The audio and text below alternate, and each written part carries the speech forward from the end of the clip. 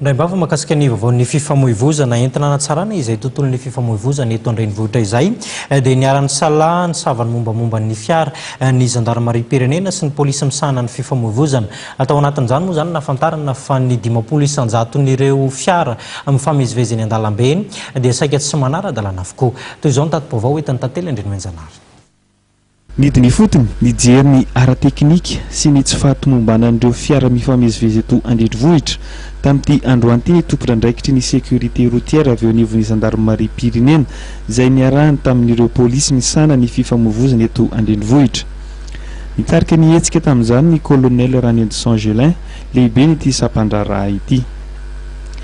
Toerana maro no nanatanterahana zany dia ny Tetsy Mahamasina 67 hectares manandrify ny Senam, Mahazo, Nanisana, Analamahintsy ary Ambohitra Raba.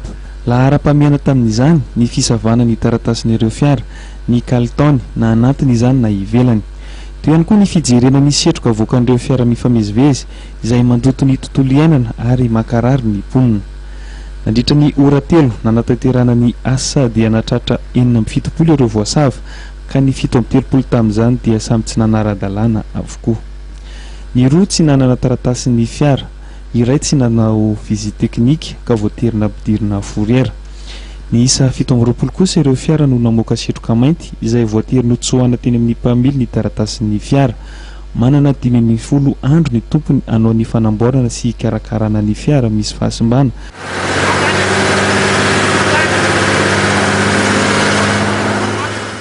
Ka aorian'izany dia izy indray ny visite teknika ka aorian'izany dia afaka omena azy ireo ny taratasin'ny fiara. Ankoatran'ireto fiara tsy nanara-dalàna dia nisy ihany koa ireo fiara izay tena ratsy tsy manaraka ny fenitra intsony na ny ao anatiny sy ivelany ka ny isa 10 izy ireo. Vokatry ny tsy firarahina ny visite teknika, fampiasana taratasy osoka no tsy maintsy nanaovan'ireo tompona andraikitra izao hetsika izao. Ankoatran'izay dia notsindrin'ireo tompona andraikitra manokana ihany koa ny tsy fanajan'ny mpitatitra ny lalàna amin'ny akapobeany.